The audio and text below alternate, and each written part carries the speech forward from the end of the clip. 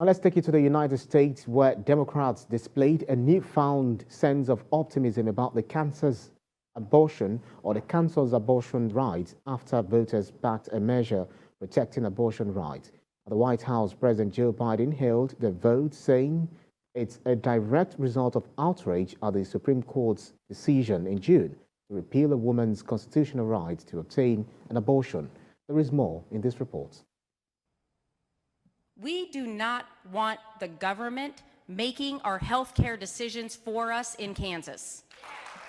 As a close run-in ended in victory for the supporters with the Kansans for constitutional freedom, the message is clear.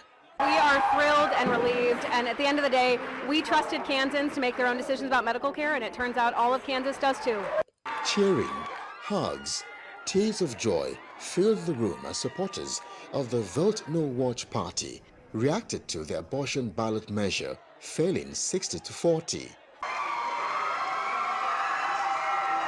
Doors opened at around 6, and by 10:30 the room was full.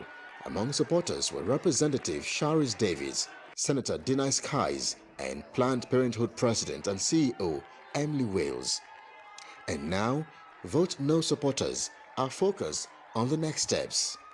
The next steps really is making sure that women continue to have access to health care in Kansas and that we protect the constitutional rights and freedom of women here to make decisions about their bodies. Lawmakers will come back in January and try different things, and so we will be there to make our voices heard and make sure that the rights of women are protected. Meanwhile, in a swift reaction, the White House says last night's vote was mostly personal decisions. Americans in Kansas turned out to challenge views that would move the country backwards, with fewer rights and politicians invading our most personal decisions, and they won. In the wake of Dobbs, the president predicted people would turn out in record numbers to reclaim rights stolen from them, and they did. This is a big deal for women who can't afford to have abortion. This is a big deal for women who are trying to figure out how are they going to pay for their health care. Last night, in the American heartland, the people of Kansas sent an unmistakable message to MAGA Republican extremists: back off women's fundamental rights.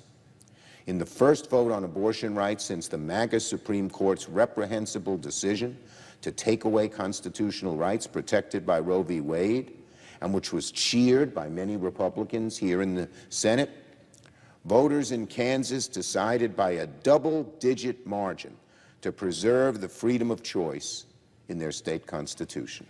With the nation's eye on Kansas, the state now sets an example for elections to follow.